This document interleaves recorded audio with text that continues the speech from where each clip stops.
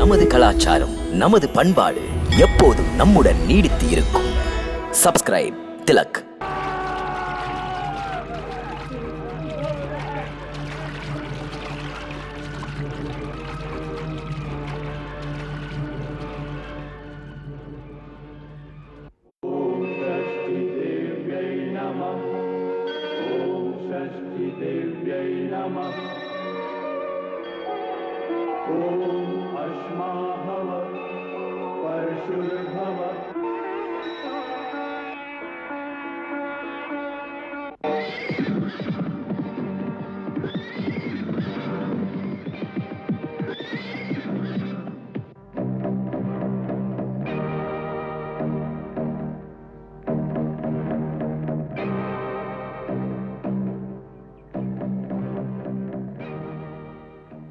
நீங்கள் கோகுலவாசிகளா? 10-15 நாட்களுக்கு முன் இங்கு குழந்தை ஏதும் பிறந்ததா? பிறந்தது. எப்போது? 6 நாட்களுக்கு முன்னால். அதோ பார், கோயில் மணி ஓசை கேட்கிறதா? இன்று அந்த குழந்தைக்காக பிரார்த்தனை. அதற்காக நடக்கிறது. இதுதான் அந்த குழந்தைக்கு கடைசி பிரார்த்தனை. வாருங்கள், அந்த குழந்தையை கொன்று விடுவோம். என்ன சொன்னாய்? உனக்கு காது செவிடா? மன்னரிட்ட ஆணை. இந்த நாட்டில் இப்போது பிறந்த குழந்தைகள் அனைத்தையும் கொல்லுங்கள் என்று மன்னர் ஆணை. என்ன சொன்னாய்? பிள்ளையை கொல்லத்தான் இங்கே வந்தாயோ? கோழைகளா இந்த கோகுலவாசிகள்? இவனிடம் என்ன பேச்சு? செய்ய வேண்டியதை செய்து விடுவோம். வாருங்கள்.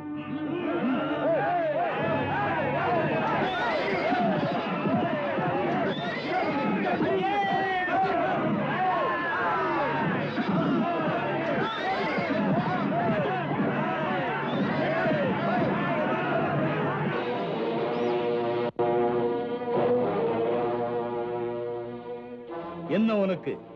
கோகுலம் போனேன், குழந்தை பிறந்ததா என்று பார்க்க போன சமயத்தில் திறமையற்றவன். சொல். கிராம மக்கள் சூழ்ந்து கொண்டார்கள். அதை தாண்ட முடியவில்லை. வாழ் பிடித்த கையா அடங்கியிருந்தது? மக்கள் கையில் பறக்கும் கற்கள். வாழ் பிடித்த கை நடுங்கியது. கல்பட்ட காயம். மக்களுக்கு அத்தனை திமிரா? செல்வோம், படையோடு செல்வோம். அடிப்பட்டவன் அடங்க மாட்டான். இன்னும் ஆட்களை சேர்த்துக் கொண்டு மறுபடியும் வருவான். நாம் சென்று நந்தகோபரிடம் நடந்ததையெல்லாம் மறைக்காமல் சொல்வோம். வேண்டாம், நந்தகோபர் வீட்டில் குழந்தைக்காக பூஜை நடந்து கொண்டிருக்கிறது. இந்த சந்தோஷமான சமயத்தில் இதை போய் சொல்வது சரியில்லை. கோகுலத்து வாலிபர்கள் எது வந்தாலும் சந்திப்பார்கள். போங்கள், நிலைமையை சொல்லுங்கள். கிராமத்து குழந்தைகளை காக்க வாலிபர்கள் வெளியே வரட்டும். போங்கள், இருங்கள். நாம் இங்கு பேசியது எதுவும் நந்தகோபருக்கு தெரியவே கூடாது. ஓம் ஷஷ்டி தேவ்யை நமः. ஓம் ஷஷ்டி தேவ்யை நமः. ஓம் ஷஷ்டி தேவ்யை நமः.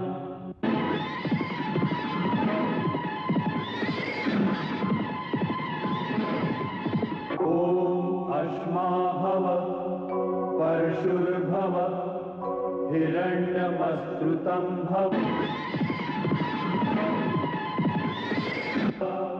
वेदो वै पुत्र नामासि सजीव शरदः शतम्.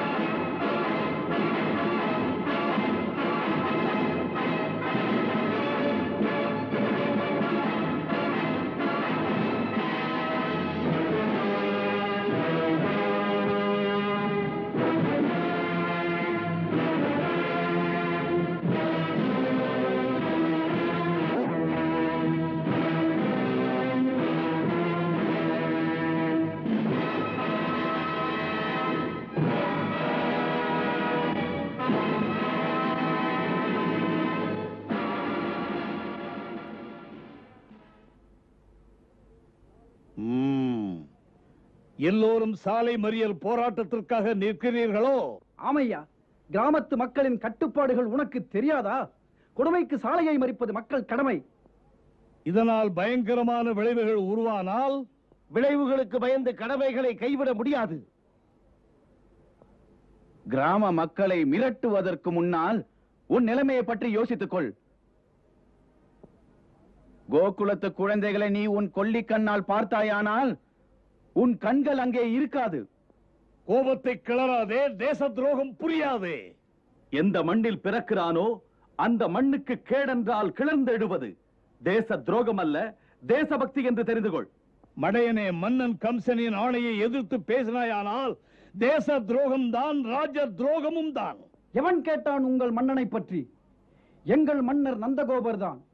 ஆம், அவருடைய ஆணையின்படி நடப்பதுதான் இங்கே உள்ள மக்களின் ராஜபக்தி. சிறு பிள்ளையை கொல்ல கோகுலம் வந்தாயோ, அந்த பிள்ளை எங்கள் மன்னன் நந்தகோபரின் மைந்தன். நீ விரும்பி இங்கே இப்படி வரவில்லை. நீ பார்க்கும் தொழிலென்று எங்களுக்கு தெரியும். எய்தவன் அவன், வந்தவன் நீ. அதனால் உன்னை நாங்கள் உயிரோடு விடுகிறோம். போய் அந்த சாவதற்கு நடுங்குகின்ற அரசனிடம் சொல். கோகுலத்து வாலிபர்கள் வளையணியும் பெண்கள் அல்ல. அவன் மீண்டும் உன்னை சேனையுடன் இங்கே அனுப்பி வைத்தால் கிராமம் உங்களை வெட்டி வெட்டி யமுனையில் வீசி எறிந்துவிடும்.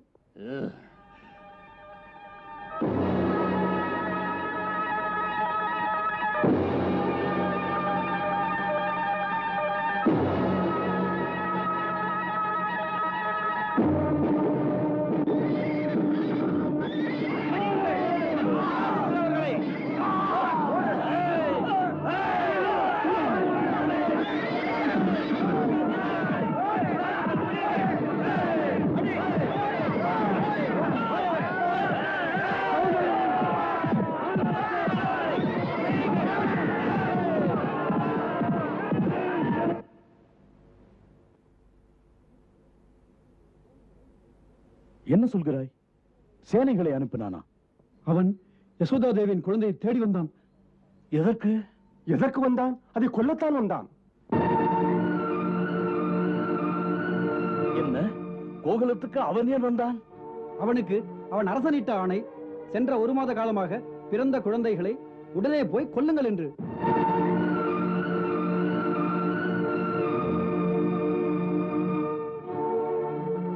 இது நீதி அல்ல.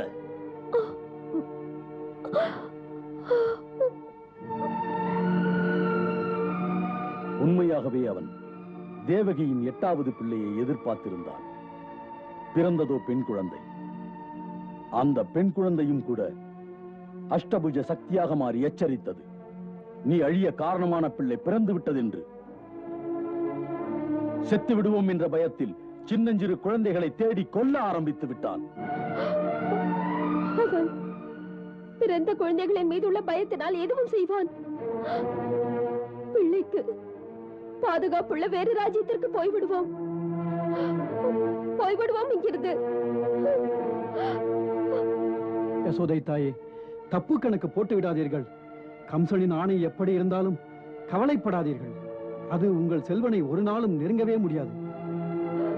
அவன் கோகுலத்தில் கண் வைத்து விட்டான். அவன் இரும்பு மனிதனாயிற்றே. இல்லை யசோதா, இல்லை. அவன் இரும்பு மனிதன் இல்லை. இரும்பை உறுதிக்கு உதாரணமாக சொல்லலாம். உறுதியில் இரும்பை விட வலிமையானது தர்மம் தான். தர்மம் எங்கிருக்கிறதோ அங்குதான் வெற்றி. நம் கோகுலத்தில் கைவரிசை காட்டுவதற்கு முன்னால் அவன் 1000 முறை யோசிப்பான். இன்று கிராமத்து மக்கள் செயல்பட்ட விதத்தை சிந்தித்துப்பார்.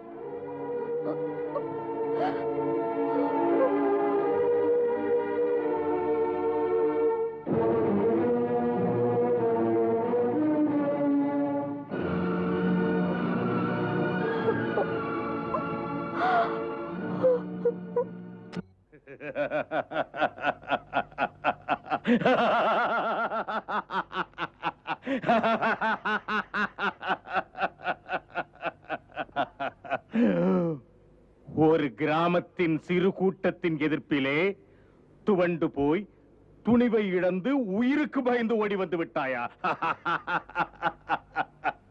உன்னுடைய வீரத்தினால் பாராளுகின்ற இந்த கம்சனின் புகழ்கொடி உயர்ந்தது. பாராட்டு. சபையே உன்னை பாராட்டுகிறது. கிராமத்து மக்களுக்கு அத்தனை விழிப்புணர்ச்சியா? இந்த கம்சன் ஒரு எரிமலை என்பது அவர்களுக்கு தெரியாதா? எதிர்ப்பு குரல் கொடுத்த அந்த கிராமத்தையே ஏன் எரிக்காமல் விட்டு வைத்தாய்? என்னை மன்னியுங்கள் அரசே, மன்னியுங்கள். தளபதி எனக்கிட்ட ஆணை, குக்கிராமங்களுக்கு போங்கள். வளர்ந்துள்ள பெரிய கிராமங்களில் மக்கள் அதிகமுள்ள இடங்களுக்கு போகாதீர்கள். போனால் புரட்சி வெடிக்கலாம் என்றார்.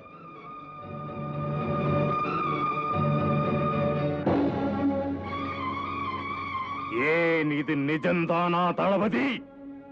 ஆம் அரசே, முதலமைச்சர் எனக்கு இட்ட ஆணை. மன்னிக்க வேண்டும் அரசே, அப்படி ஆணையிட்டது நான் அல்ல, மன்றம் இட்ட ஆணை.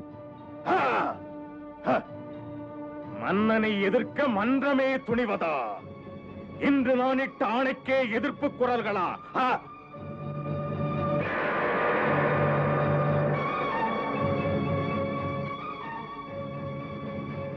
மன்னிக்க வேண்டும் மன்னவா.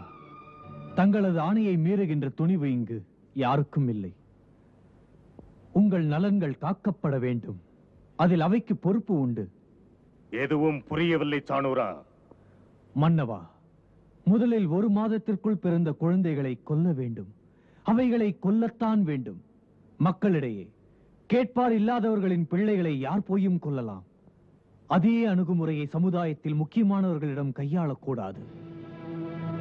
அதுவும் நந்தகோபர் போன்ற நல்லவரின் பக்கத்தில் யாராவது ஒரு வல்லவன் நிச்சயமாக இருப்பான்.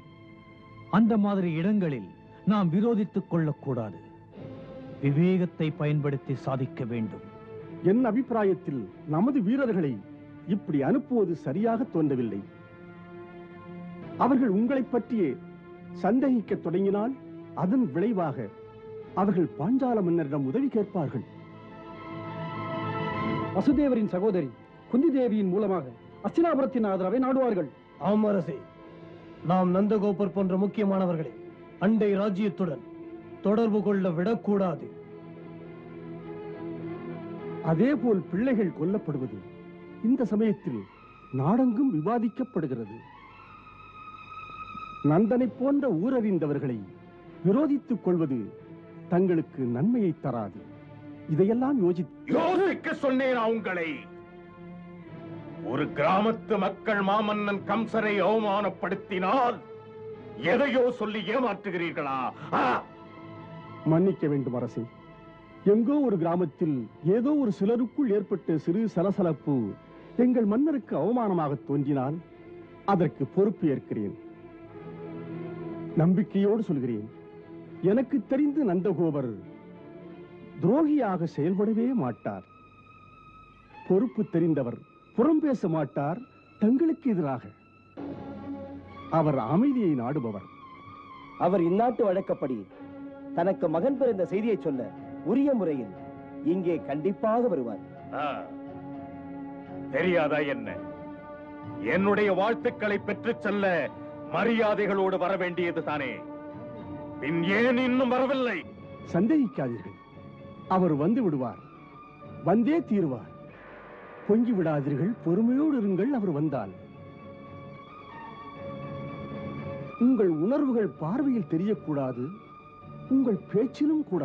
மன்றத்துக்கு அவர் வந்தால் உங்கள் அந்தரங்கம் அவருக்கு தெரியாத முறையிலே சிரித்து பாராட்டி பேசுங்கள்.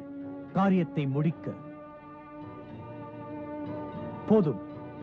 பிறகு கோகுல மக்களுக்கு குழந்தை கொலைகள் பற்றிய பயம் இருக்காது, நமக்கு சிரமம் இருக்காது. மன்னவா, கோகுலத்து கிராமங்களில் எத்தனை குழந்தைகள் பிறந்தாலும் நந்தர் குழந்தை உள்பட அந்த பிள்ளைகளை கொல்வதற்கு நாம் எந்த வீரர்களையும் அங்கே அனுப்பக்கூடாது.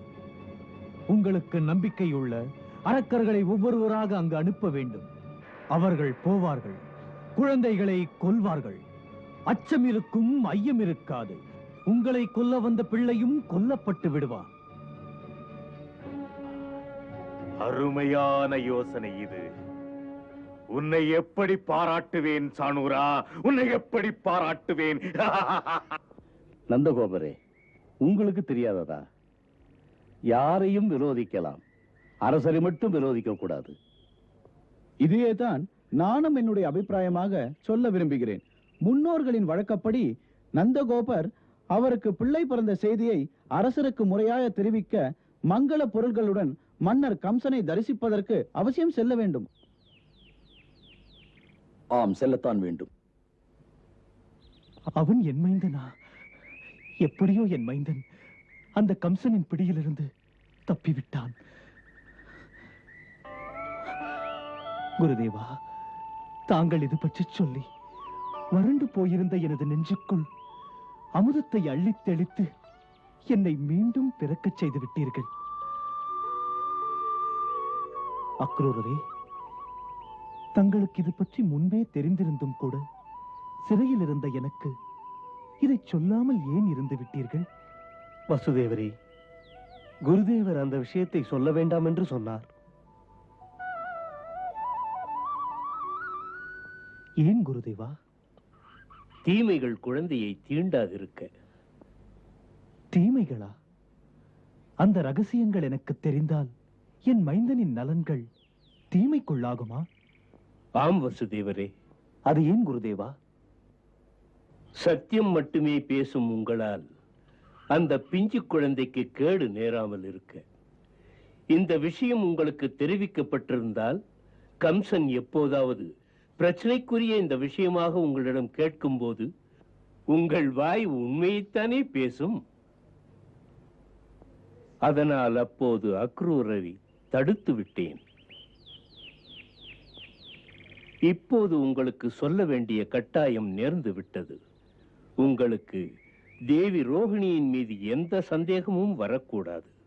அதனால்தான் நான் இப்போது சொல்லும் நிலைமை ஏற்பட்டது.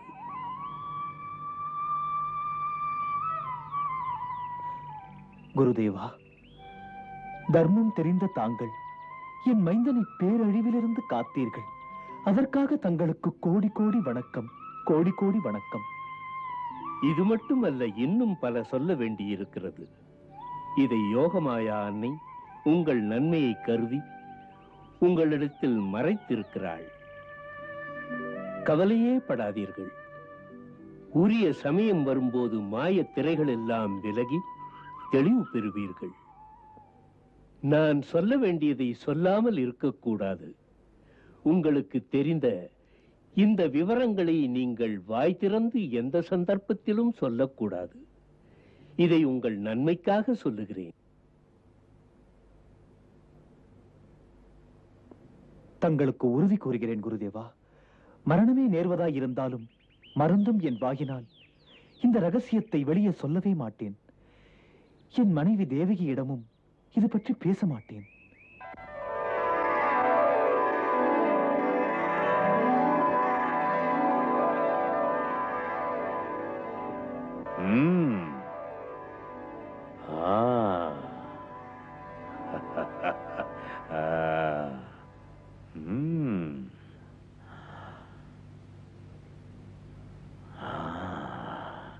மகிழ்ச்சி, மிக்க மகிழ்ச்சி.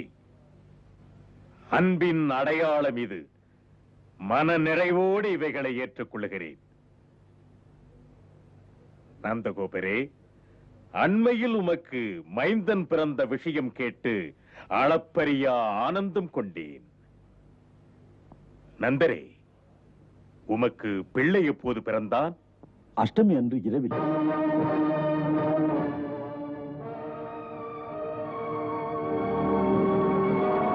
ஆம், இதுவும் மகிழ்ச்சிக்குரியதுதான். தங்கள் மகிழ்ச்சியை என் பாக்கியமாக போற்றுகின்றேன். என் மைந்தனுக்காக மன்னர் அவர்களின் வாழ்த்துக்களை பெறுகின்ற ஆசையில் நான் மன்னர் பிரானை தரிசிக்க வந்தேன். அவனை நான் வாழ்த்துகிறேன். உங்களுடைய மகனுக்காக கேட்கும் போது அவனை வாழ்த்தாமல் இருப்பேனா? வாழ்த்துவேன்.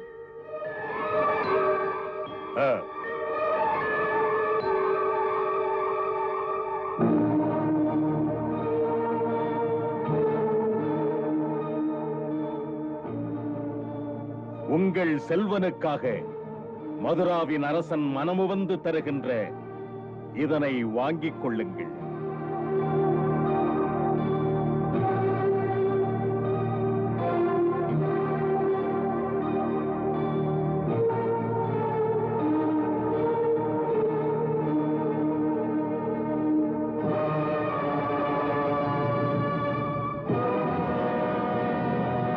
வேந்தருக்கு எத்தனை விரிந்த உள்ளம்! நான் உங்கள் தொண்டன், என்னை உயர்த்தி விட்டீர்கள். இல்லை நந்தகோபரே, இல்லை. உங்களைப் போன்றவர்களை என் தொண்டனைப் போல அல்ல, நண்பனைப் போல மதிக்கிறேன். மதுராவின் இந்த மன்றம் கோகுலத்து மக்களை எல்லாம் என்றுமே கௌரவிக்கும். நீங்களெல்லாம் என்னுடைய வளர்ச்சிக்கு ஆதாரமாக இருப்பவர்கள். பொக்கிஷ பொறுப்பாளர் தெரிவித்தார், கோகுலவாசிகள் என் ஆளுமைக்கு செலுத்த வேண்டியவைகளை காலம் தவறாமல் செலுத்தி விட்டதாக. உங்கள் கடமை உணர்ச்சியால், ராஜபக்தியினால் நான் பெருமகிழ்ச்சி அடைந்தேன். உண்மையிலேயே தங்களுக்காக என் மனமேடையில் தனி இடம் உண்டு. தாம் நேர்மைமிக்க மைத்துனர் வசுதேவருக்கு சகோதரனை போன்றவர். அதே நினைப்பிலே நானும் உங்களை எனது உடன்பிறப்பாக மதிக்கிறேன். தங்கள் அன்புக்கு இதுவும் ஒரு சான்று. மதுராவுக்கு வந்தீர்களே, நண்பர் உங்கள் வசுதேவரை பார்த்தீர்களா? இல்லை, நான் கோகுலத்திலிருந்து நேராக உங்கள் கோயிலுக்கு தான் வருகிறேன். தமது அனுமதியை பெற்ற பிறகுதான் நான் வசுதேவரை பார்க்கச் செல்வேன். உடனே செல்லுங்கள், ஆட்சேபனை இல்லை எனக்கு. எப்படி சொல்ல, என் மீது தேவகிக்கும் வசுதேவருக்கும் இயல்பாக வெறுப்புதான் இருக்கும். வேதனை தீயை உங்கள் வார்த்தைகளால் அணையுங்கள். ஒரு உணர்வு அசரீரி வாக்கால் வந்த விளைவு. தற்காப்பிற்காக அந்த கொடுமையை செய்தேன். அன்று சொன்ன அந்த அசரீரி வாக்கும் பொய்யாகிவிட்டது. நிகழ்ந்ததற்காக நெஞ்சார நான் வருந்துகிறேன். அந்த ஒரு காரணத்தால் என் அன்பு தங்கையை போய் பார்க்க முடியாமல் தவிக்கிறேன். உங்கள் உணர்வுகளை அவரிடம் சொல்கிறேன். அப்படியே செய்யுங்கள். நண்பரிடம் எனக்காக சொல்லுங்கள். வெகு விரைவில் உங்களுடைய நற்பணிகளுக்கு நல்லதொரு பலன் கிடைக்கும். கிடைத்தாருங்கள் மன்னா. சென்று வாருங்கள்.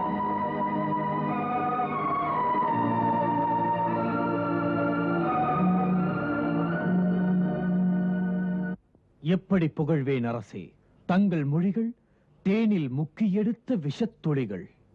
சாணூரா, முக்கியமாக ஒன்றை கவனித்தாயா? எதை மன்னவா? நந்தனின் வீட்டிலே பிள்ளை பிறந்த அன்று அதே இரவு சிறைச்சாலையில் இருந்த நமது தேவகிக்கு பெண் குழந்தை அங்கே பிறந்திருக்கின்றது. அந்த இரவு மர்மம் நிறைந்த இரவு. அங்கே நந்தனின் இல்லத்திலே குழந்தை பிறக்கும் அறிகுறியே இல்லை. அன்று அதே இரவு அங்கு நந்தகோபருக்கு ஒரு பிள்ளை குழந்தை பிறந்தது. அதே இரவு தேவகியின் அருகாமையில் பெண் குழந்தை கிடந்தது. அது மானிட குழந்தை அல்ல. என் கையிலிருந்து விலகி அற்புதமான அன்னையின் ரூபத்துடன் நின்று அது என்னை பார்த்து சொன்னது, உன் மரணத்திற்கு காரணமானவன் பிறந்து விட்டான் என்று. சாணூரா, உண்மை விளங்கிவிட்டது. இந்த பிள்ளைதான், இதுதான் தேவகிக்கு 8ஆவதாக பிறந்த பிள்ளை.